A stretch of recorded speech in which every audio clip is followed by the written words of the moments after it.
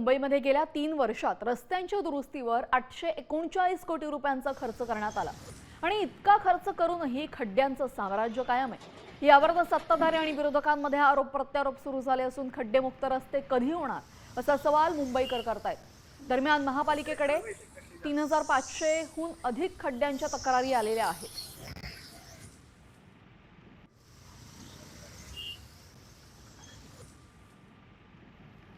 तर 2021-22 मध्ये 189 कोटी रुपयांचा खर्च करण्यात आला होता खड्ड्यांवर।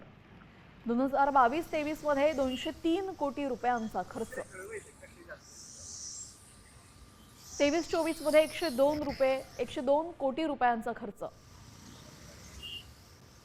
24-25 मध्ये 156 कोटी रुपयांचा खर्च,